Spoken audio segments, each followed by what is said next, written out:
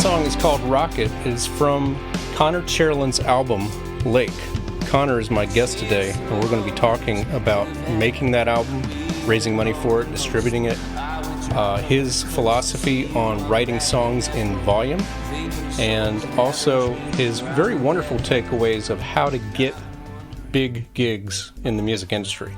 There's a lot of stuff we're going to talk about, and that's up next.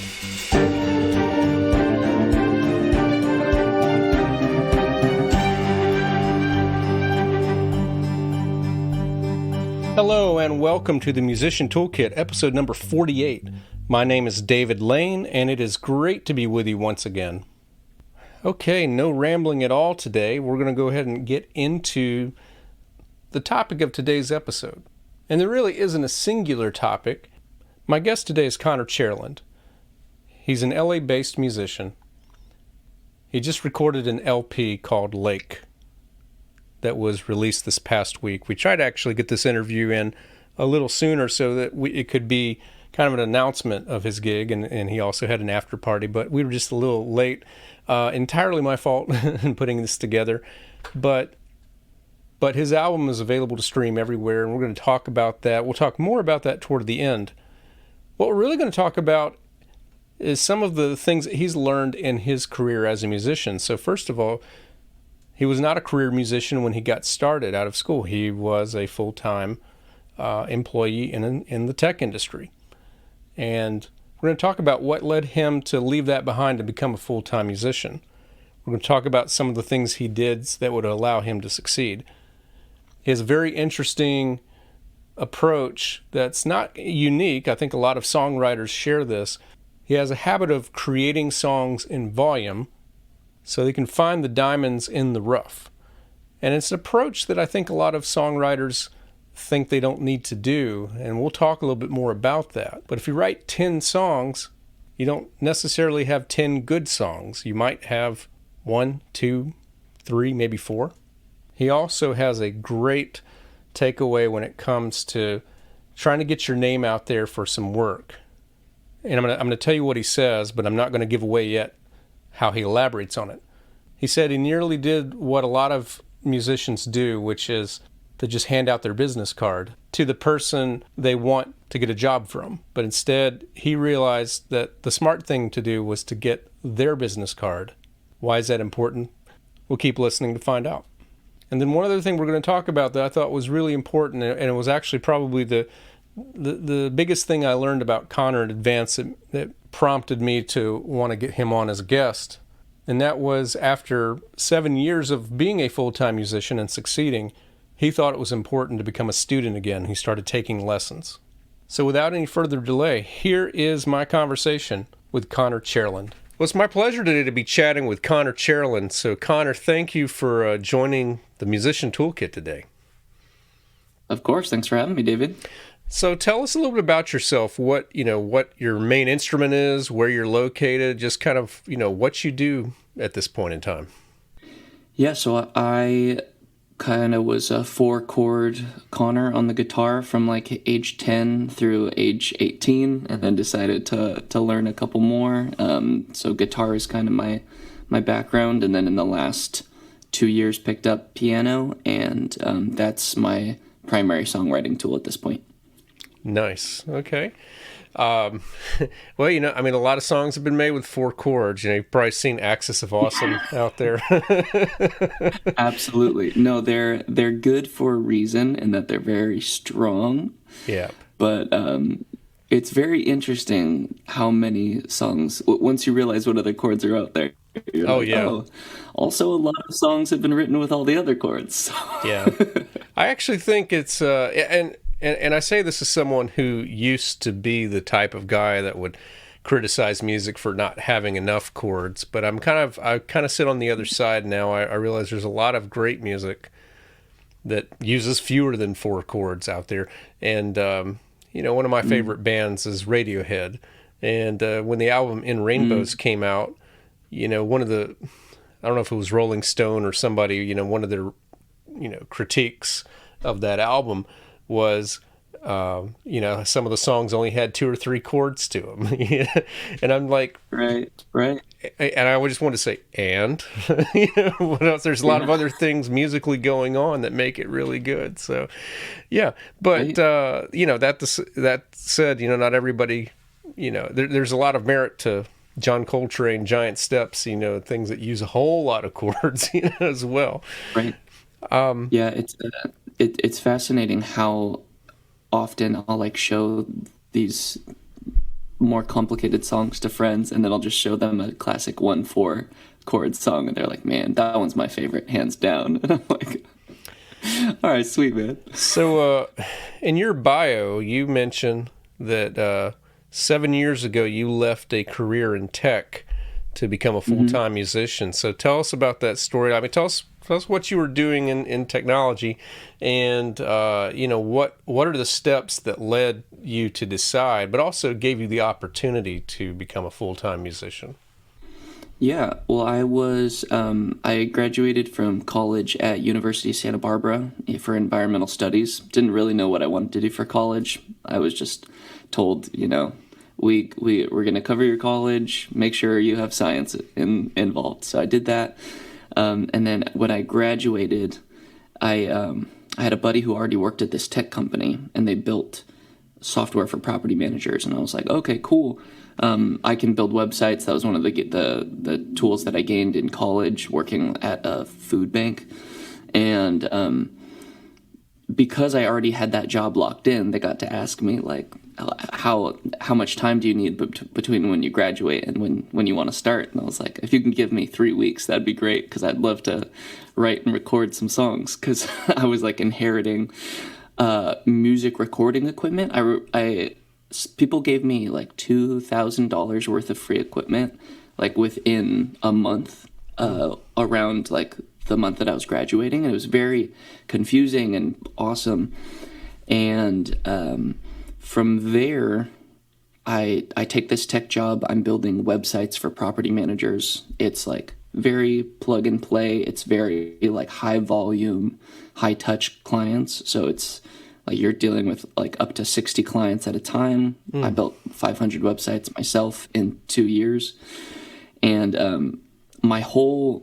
I had been told my whole life, like, careful of the rat race, man. You gotta keep yourself in check. And I was like, okay, so I'll do everything I can to preserve myself against the rat race. And so I'd wake up early, I'd bike to work, get there at like 7:30, and then I could leave at 3:30, and then I'd bike back home, and that biking was my exercise, and the job was my work, and then I had the rest of the night to make music. And I would go home, lock myself in the bathroom, and then try and get songs out as much as possible. And that was when I was in like this challenge of 40 songs in 6 months.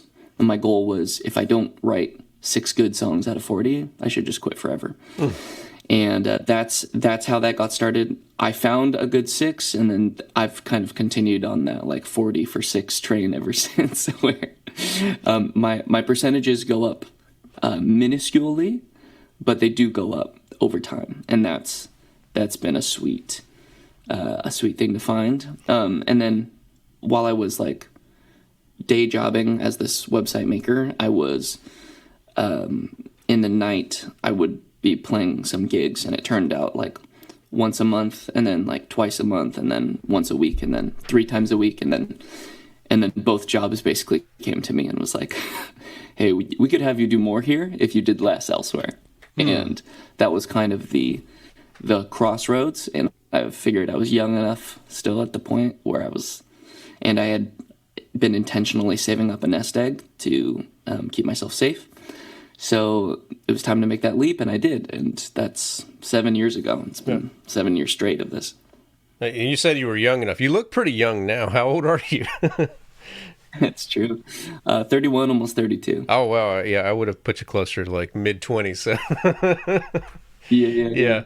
Yeah, it's very bizarre. Most people in their 30s think I'm their younger brother. Oh, well, you're once you reach a certain age, that is a virtue. Like when you're when you're a teenager, it's not. But once you get a certain age, that's a great thing. I want to comment on something you mentioned. You talked about your immediate goal of like writing 40 songs and coming up with 6 good ones. I don't think a lot of songwriters, realize the importance of that. I think, first of all, there's this conception or misconception that when you're writing music that, everything's a hit, and this is across the arts. I don't think a lot of people have any idea when they watch a movie how much stuff is on the cutting room floor. There's a lot of things that are shot, but only a little bit of it is kept. And, so many songs are recorded for an album. If you have a 10-song album, there's probably at least 10 songs you didn't hear that were recorded. And these are by people who have been recording for a while. So when you're getting started, I would say getting 6 good songs out of 40 might have been even a little bit of ambitious. I think I might have gone more like 6 out of 60 or something like that, 10%. But, you got your 6 and that's good. But, that's a good goal. It's like you start off with a lot of volume. And, just in the classical world, I believe it was Benjamin Britten. It was either Britten or Vaughan Williams. It's one of those British composers that said, a lot of what you write, if you just write often enough, is just going to be crap. I mean, they probably said something else, but but it's just something that's not going to be useful on its own. But it's the creative process. You're getting a lot of stuff out, and then you're refining it. I mean, back to the rock world. Weezer, Rivers Cuomo. He has I don't know how many thousands of songs just in like a Google Drive file or something like that. Every now and then he brings one out and Weezer learns it. Yeah, absolutely. I have a question for you, if you don't mind, on this topic. This is because you're also a music maker yourself, and this is a debate I've been having among other music makers lately. Is a few people that I know kind of object to pumping out large volume of songs, because when you do go through all of that, like what really can you uncover?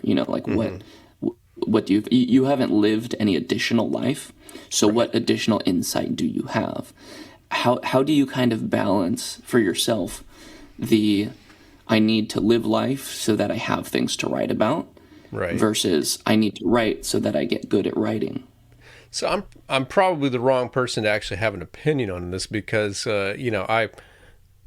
I'm a composer who will write lyrics when I have to. So I'm not so the songwriting side of it is I'm not as fully into that as a lot of others are. So, but I would just say I don't think that I would base a career off of that. I wouldn't base a decision off that. It's kind of like, what do I feel like I can do?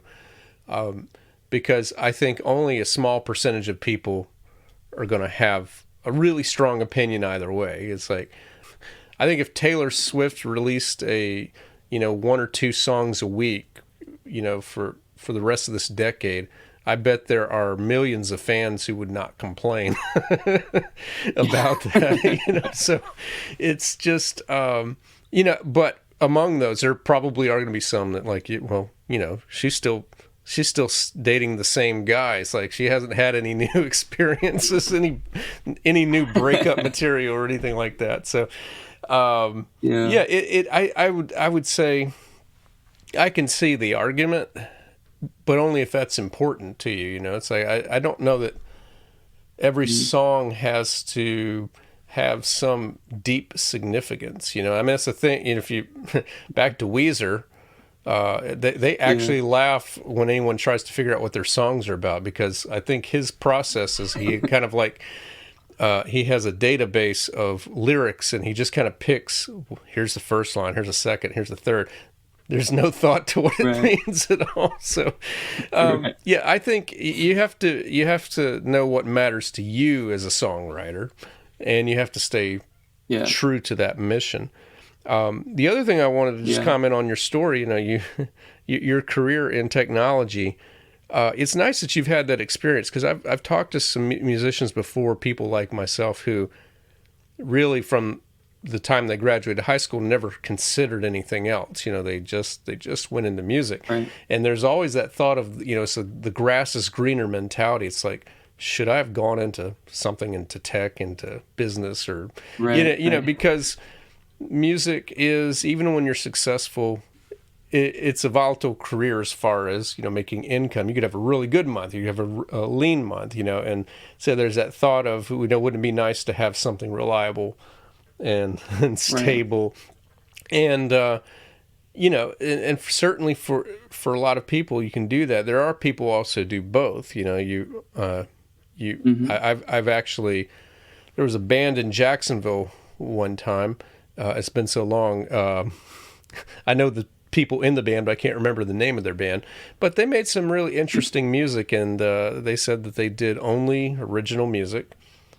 But that what they did was they had day jobs that were not musicians, and they just kind of all decided music was kind of their nighttime activity. And they said because they didn't need to satisfy like the local requirements, for getting paid for doing cover bands. They were not going to be a cover band, and they would do only the songs they wanted to do. So, there's so many routes to doing that. But, you decided that doing all these websites was not for you, and you wanted to get into music. Yeah. So you've mentioned, when you're not recording albums, you're doing things like you're playing for clubs, corporate events, and parties. Well, what are some of the skills that you found as a musician that you've developed, to do well with that? And then also, how do you market yourself for that? How do you get more work from that? Yeah, I think some of the biggest skills are attunement, appearance, and repertoire, probably in that order. Because when you are hired for an event, you are a fixture to someone else's statue, Yeah. They're creating an experience for their guests, and a small part of that experience is how it sounds.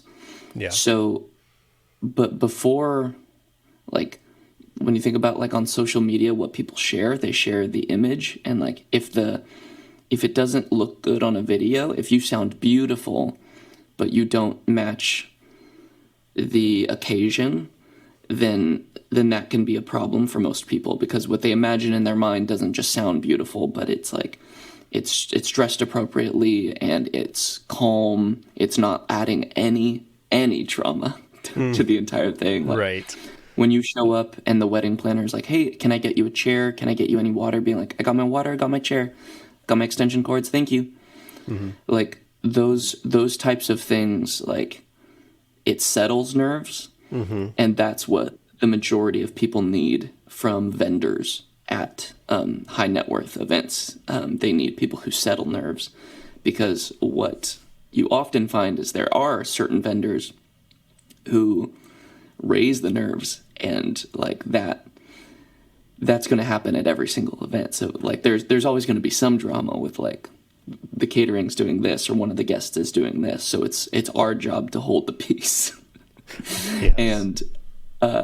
And your repertoire is as effective as it is connecting to the audience, or just the majority of the gigs, people want you to blend into the background. With every once in a while, people will poke their interest and be like, "Oh, I know this song. Oh my gosh, he's good." And that's like the peak of that experience. Finding more work in those jobs, there are event planners and wedding planners, and those are the hubs. It's for weddings, like ideally your clients aren't getting married twice, so they're going to be one-time opportunities for you the majority of the time. Right. So it's really hard to chase couples. Right. Unless you just hang out at a local Christian college, and then, then I'm sure you'll have plenty of work. But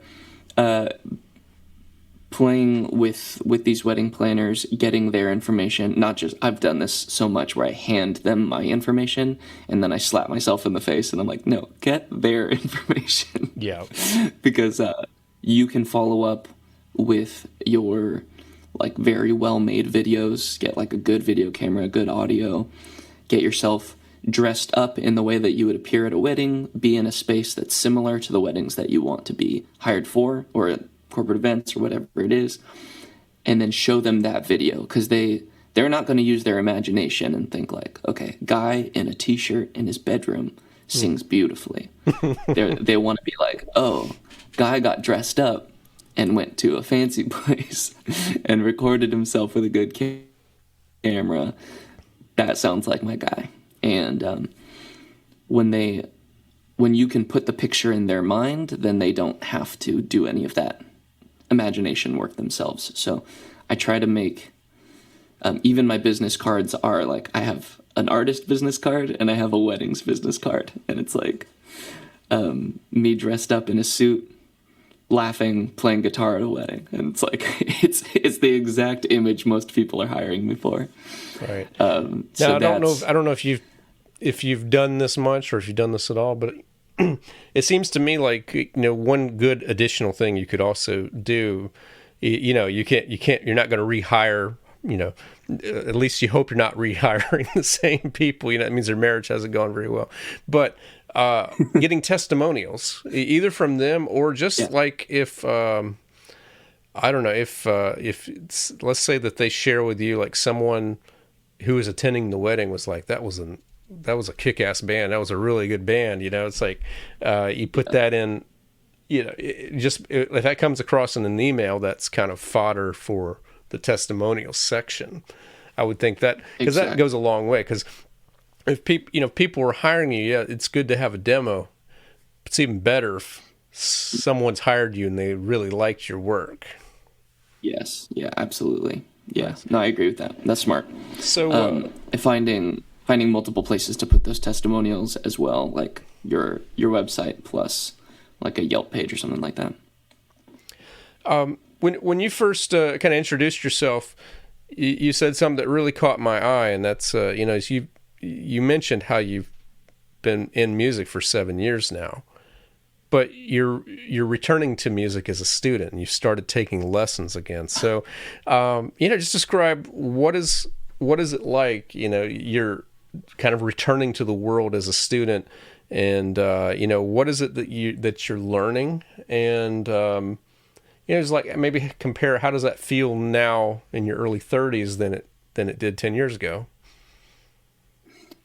It's just so much more purposeful. Like, it's learning, and I think who your teacher is and how clued into you they are really matters. Like, in college, it's a giant auditorium of sometimes like hundreds of kids, and like I had one class that was really, really intimate. It was 3 kids plus the teacher, and he was like, let's just meet at my work desk, and we would go to his office and we'd just like meet around the table. Mm-hmm. And he would just do oral reports. The entire thing was just oral reports. And like, he's like, you'll have one paper at the end, but like all of this class is just going to be us talking, like, mm-hmm. and there's only 3 of us. So like, that's the level of accountability that I really like, because I hate letting people down.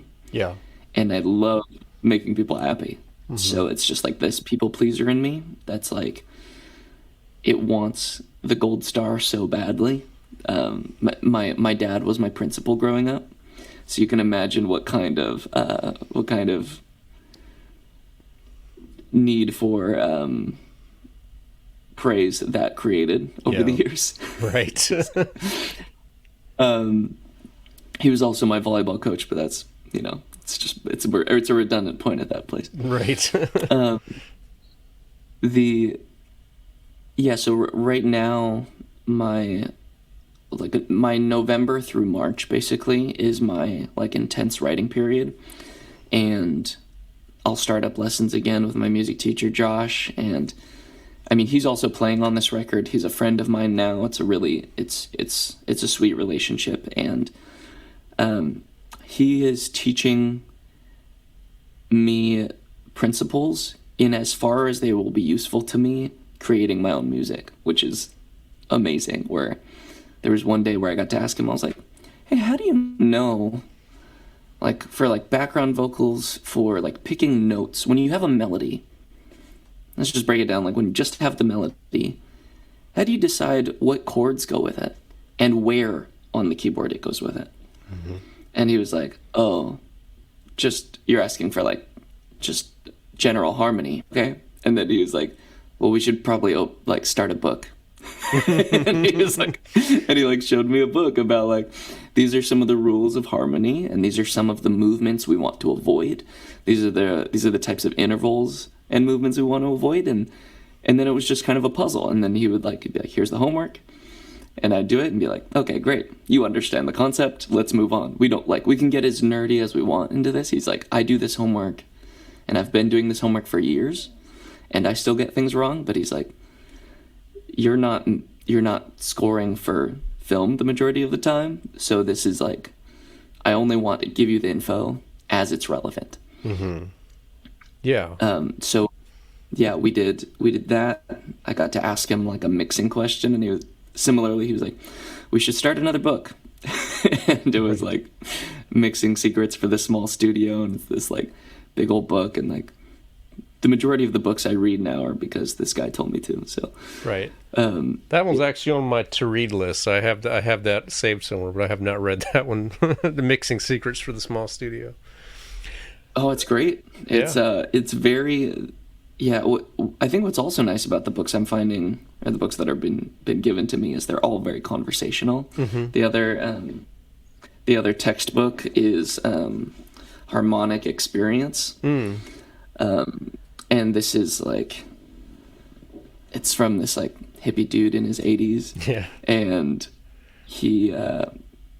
it's very conversational the entire time, and it brings it back to your experience and making sure that you are having an experience with music, not just taking in head information. Right. You mentioned also when, before we recorded a while back, that you've thought about a couple things when it comes to growing as an artist, about what are the things that, well, how do you break through complacency, and what are the things that actually drive change? So talk to us a little bit about that, getting past complacency and getting to the change. Absolutely. Well, I think if you're a musician, like the idea of complacency has been probably a bit elusive for the last few years because the pandemic, took that away. Yeah. And now there is like some change in economics where, like some people call it like a recession for the elite at the moment, which if you're creating music, like live music at events, or you're like composing for like larger entities, like the budgets and availability is like, so some of those jobs have declined. And so like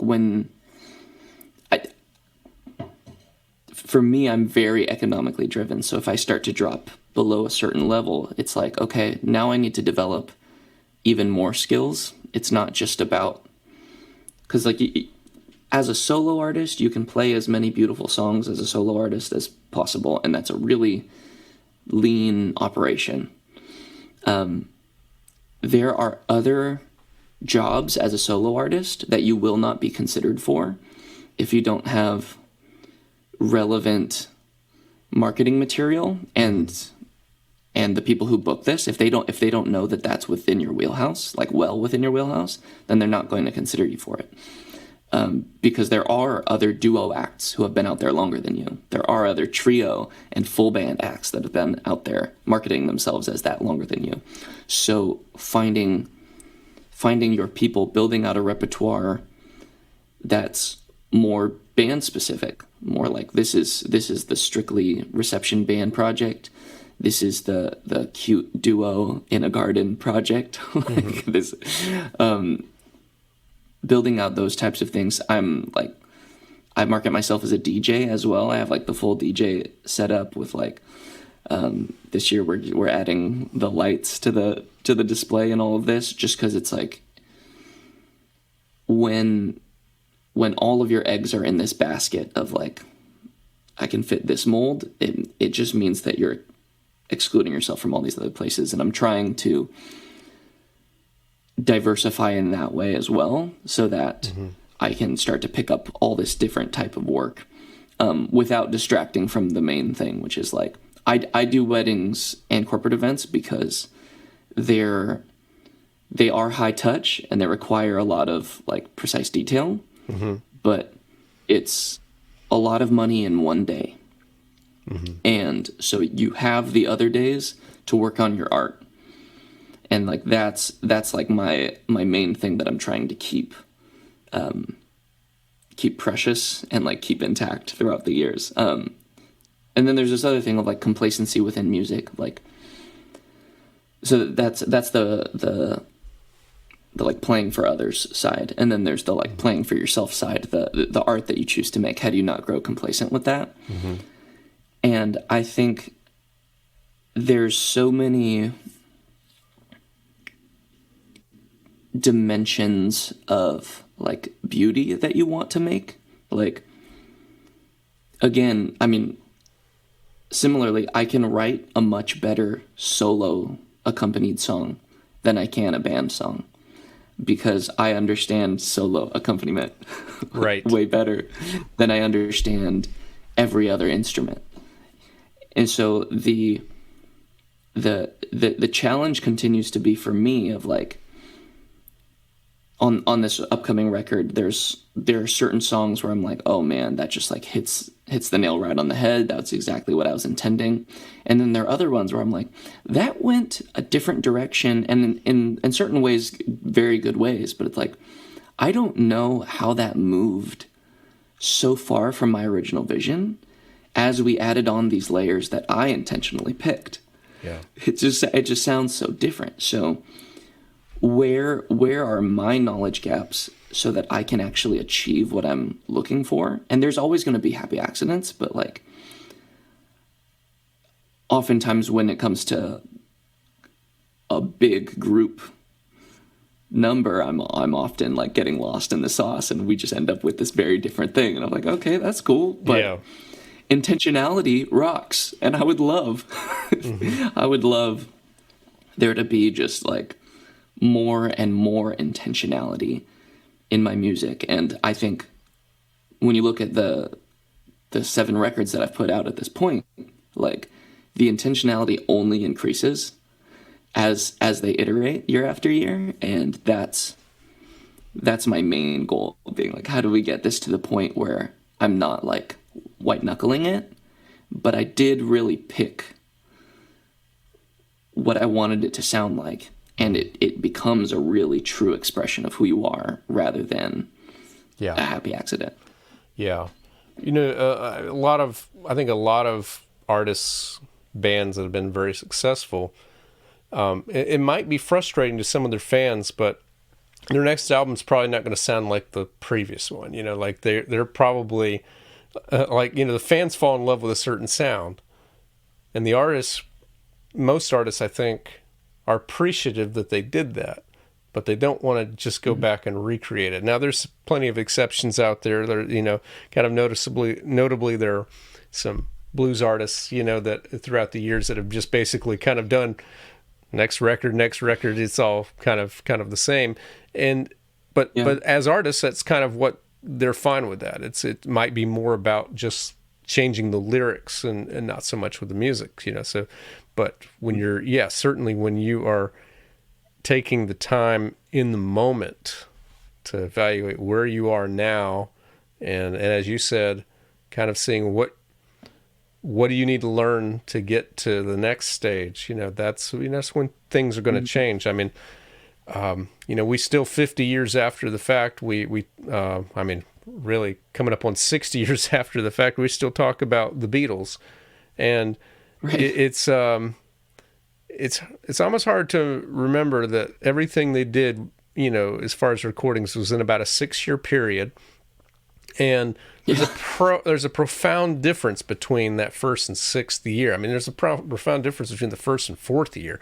It's just everything was, I mean, at some point they weren't even touring. They were just like, let's try something different. Okay, that's good. Let's try something different. My favorite story is all about how they did, I believe it was almost, it was Revolver. I had to think, was it Rubber Soul or Revolver? It's 2 R albums they did in a row, but yeah, it was Revolver. And the Beach Boys heard that and said that they wanted to see if they could do a little bit more with that, be a little bit more psychedelic, progressive, and so they did Pet Sounds. And then the Beatles heard that and said, "Whoa, they did it. They did more than us. We need to see if we can do more than that." So they did Sergeant Pepper. Yeah. And all that's within a calendar year. Yeah. It's just amazing. Yeah, that's incredible to me. Yeah. So let's talk a little bit about your album Lake. Now, we're unfortunately just with editing periods. This is going to come out, I believe, November 13th. So we're going to miss your party by just a few days, your release party and all that. But your album is available, so we'll definitely want to send people to that. But I listened to Lake, and I thought it was a very good album, and I just wanted to just ask just a few questions, about it. Just, like, who's recording on Lake? Is it solo, or do you have other musicians, or are you using like MIDI, or is it a combination? Yeah, this is a lot of it's almost 100% live music. So the drummer, I think all drums are from my buddy Quentin Purviance. He's also on a lot of percussion. I'm on a little bit of percussion. My buddy John Bottrell is the producer or co-producer on the majority of the tracks. Justin Rubenstein from the Blasting Company. The Blasting Company, they put out the music from this Cartoon Network show Over the Garden Wall that a lot of people really like. I love that show, and that's how I found Josh and Justin. And Justin did all the horns, and Josh, who's also my music teacher, he did a lot of the acoustic piano. There are 2 different acoustic pianos played, and they're both different studios, and they're both by him. We had some electric guitar from my buddy John Moran, some bass from my buddies John, Maddie, and Jacob, and so there's just like tons of musicians touching this, and it's so nice to be able to, like, this, it's such a highly insulated job for me when I'm doing all of this, and having other people in the room, especially like certain songs were played for the most part live, right, and we did multiple takes, so the songs Loretta, Lake, and Brother were all done like at the same time on the same day, just with live takes. So like that's, I think Lake is, if it's not a oneer, it's like a 1+2. Right. So like Loretta is also like a 1+3, and then like Brother's like a 1+1. So it's like the amount of comping in those are like relatively small, right, for what it is, and it feels so nice to, like, again, I don't know why I always come down to logistics, but because like logistics always like translate to morale for me, where I'm like, if you go from having nothing to having the drums, the bass, the electric, the piano, the vocal, all at the same time, like, you've moved a mountain in a day. Now, did you produce it yourself, or did you have a producer, and did you use like a recording studio? Yes, so my buddy John Bottrell and I, he like solo produced a few songs, we co-produced a few songs, and then I solo produced a few songs. So between the two of us, that also just helps me to get out of my own head and to have somebody to bounce opinions off of, which is great. Right. And did you use a recording studio, or was it at home? Yeah, so it's a mix of all three. So there's a recording studio in Whittier, that we used, a recording studio in like Highland Park, Glassell Park area called Verdugo Sound that we used, and then a lot of home recordings as well. So, and there's like, yeah, everything was kind of recorded everywhere. Right. So was the answer. Just for the benefit of those listening, thinking, I'd like to record an album. Give us an idea. How many months or years, if you want to use that, take us, like, what's the timeline from going to creating to recording to, like, your editing and preparation, and then finally distribution? Like, from the moment you write the first song to the time you release the album, how much time is going by? Yeah, I'll tell you what I do, and then I'll tell you like standard industry advice. So like last year, November through March, I made a goal to write because I wanted to write a full-length album. So I was like, I'm gonna have to write at least 50, and that was the goal. I don't remember if I hit it, but it was a lot. Yeah. And by the end of that, around March, I had like these 10 demos of songs that I really liked. And then I started showing it to my buddy John, who produces, and I showed it to Justin from the Blasting Company, and I showed it to Josh from the Blasting Company. And those are all tummy checks, is what I call them. Mm-hmm. And it's just, how does it feel in your tummy? And what would you change? Just like right now, we're at the stage that we can change anything. We can totally eliminate songs. We could add new ones. Like, you could imagine what a better song would be like and just say it. Like, that's what that time is for. And we went through a couple of those, and he'd be like, okay, that note is totally out of whack. And you can catch some of those mistakes pretty early. And then from there, like March to May, I was like, okay, I don't have the money for this. Mm-hmm. So I'm going to crowdfund my first record. So I need to make a script. I need to like look at what other people are doing to crowdfund. There's all these different platforms. Which one do I want to use?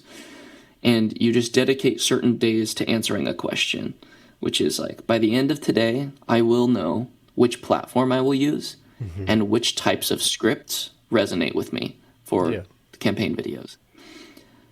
On this next day, I will have a completed script draft. And then by the next day, I will have a completed script. And then like the next day, I will like plan with my videographer for where and when we're going to shoot this video. And so like you eat the elephant one bite at a time. Yes. and then you put out this video in May saying like, hey, I need a lot of money. Who's interested in giving it to me? You get a ton of money week 1. You get basically no money week 2 through 7. And then weeks 7 through 8, like that's when you make your big final push. Like I did like an in-person fundraiser mixed with like just messaging a bunch of people directly. Just like, hey, you've been a big fan. Absolutely no pressure. I would love your help in making this happen. And I didn't have to ask anybody twice. It was actually like relatively easy because I've been playing these live shows for 7 years now. So I've made a lot of contacts, and a lot of these people are like actual friends that we like mutually care about each other. They want me to do well. Right. Yeah. So then you meet your fundraising goal and then you make the record. Yep. Nice. It's hiring the band, it's meetings with your producer, it's booking the studio, writing all the chord charts, nailing down every single lyric to make sure that you're happy with it. Right. And then there's, the recording, then the mixing. So like this whole thing for me was November through end of October, from like writing them to distributing them. And that's a really fast timeline. Yeah. For anybody trying to do that. And I don't think that's the way that anybody would advise you to do it. Right. Because it just puts a fire under you that you might not need. And I have a pressure internally to release something, at least an EP every year. Yeah. Because I didn't start this until end of college. So it's like everyone else has had, this is how it feels. It feels like everybody else went to college for it. Yeah. And had a knack for it before they went to college and have been passionate about it since. So I feel that I started out behind. And when you start out behind, there is a degree of boot camp that you need to catch up. Right. And a lot of that boot camp for me, like, again, I'm motivated by finance. Yeah. I'm motivated by external judgment. Yeah. I'm motivated by the internal drive to make something beautiful. So it's right. It's like if I'm making something beautiful in my own mind and other people aren't resonating with it and it's not making any money, that's fine. But if I feel like I'm missing that mark over and over again, then I need to like continue to learn and grow year after year and try again. So that I'm not, so that the lessons are coming quicker than the average bear. Nice. Is there a specific song or two from Lake that, you're especially proud of how it turned out, or maybe even there was something surprising when you got the finished product that was a little more than you were hoping for? Yeah. Yeah. The song End, so the closer of the record, is something that I had written the first part, the actual like song piece, and then I knew that there should be an outro.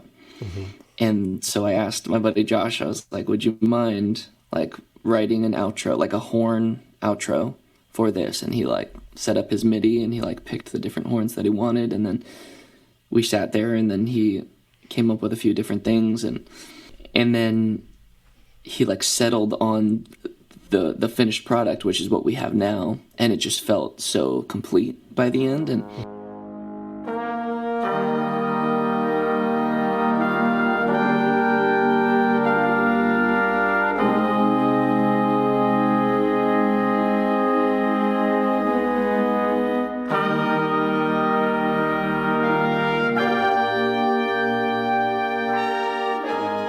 And then there was this other part where he creates that in MIDI, and I'm like, okay, great. Now I have to get the horn player to do these notes. So there's like me being the recording engineer there, which there's already like plenty of haywire that can happen in that scenario. And then I have the horns and I listen back to them, run them through Melodyne, and I listen to them and I'm like, it sounds harsher than I imagined it in my mind. So I'm like, okay, what else can I add to it? So I start adding falsetto ums to double each of those horn lines. And somewhere in the doubling process, I mess up, and there's just like a bunch of random stray notes. But like some of them sounded really good, and some of them sounded really bad. So I had to like suss out where I went wrong and take out those wrong notes and add in other notes that would work well. But there's one particular spot in that outro where it's what Josh intended plus my mistakes, and it's this really beautiful moment, and it only happens for probably a second to 2 seconds.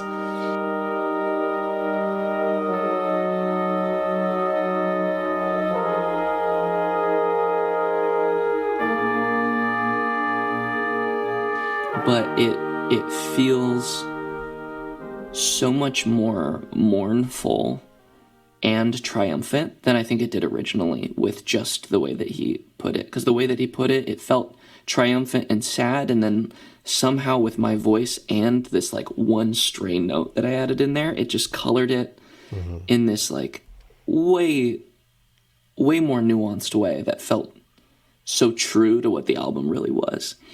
So that's just like one particular moment. Like another good example is Lake, the title track, which had like a little synth ooh, or like a little synth ah that would be like and it was like a little much. We ended up taking it out of the out of the first intro and verse and just like put it in one little section, and it just creates this nice little accent. But like it changed the entire vibe of the song. It was like supposed to be this like much more like groovy situation.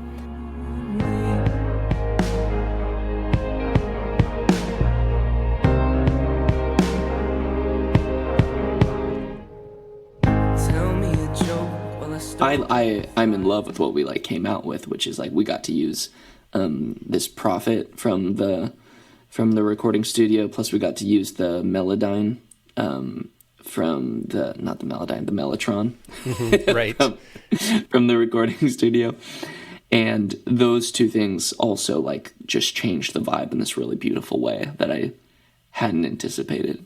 Nice. Where can people listen to your album?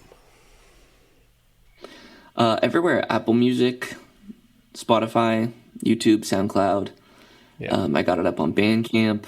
So yeah, it's up everywhere, and a lot of your good distributing services just put them everywhere. So that's I put out one soundtrack album, and it showed me like all the places in like China and Japan where they can, Indonesia where they can listen to it. It's like I've never even gone to their sites to access it, but it's all out there. So it's there. I think. Yeah. Yeah. Can people is it streaming only? If anyone's out there looking for like, if they still have a CD player, do you sell anything? Yes. Any physical media? Yeah. So on my website, there's places to pre-order, and those will ship out on the 11th. Okay. And it's the CDs. We have stickers. We have hats that say Lake on it that I ordered in from Australia, and we got little beer koozies that say Lake on it, and so it's a really beautiful thing. The album art is it's an actual painting that my buddy Joe did.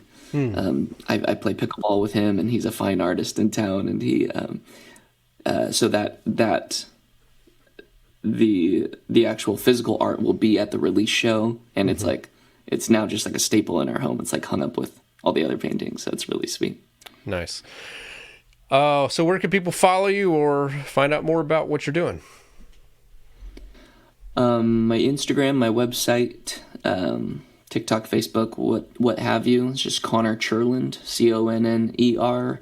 Share like the singer, land like the ground. Nice. All right. Well, this has been a great conversation. Just kind of hearing your thoughts. I think there's a lot of gems, that musicians of all genres can kind of take out from that. And I hope that everyone will go check out your music. But I already have, and would definitely, recommend wherever you want to go stream it, or if you want to go to your website and buy it, definitely check it out. Cool. Thank you so much, David. Yeah, thank you for joining me today. And that's going to wrap up episode number 48 of the Musician Toolkit. If you enjoyed this episode, I would be so honored if you would share it with at least one other person. Chances are you know someone who writes songs and someone who would like to maybe put out an album, maybe get some work like Connor has done, and perhaps this episode can help give them some ideas of some things that work. And he's making it work in LA, so you can make it work too. If you found this podcast on YouTube and you're not already subscribed, I'd appreciate it if you would do that. And go ahead and click the thumbs up on the video.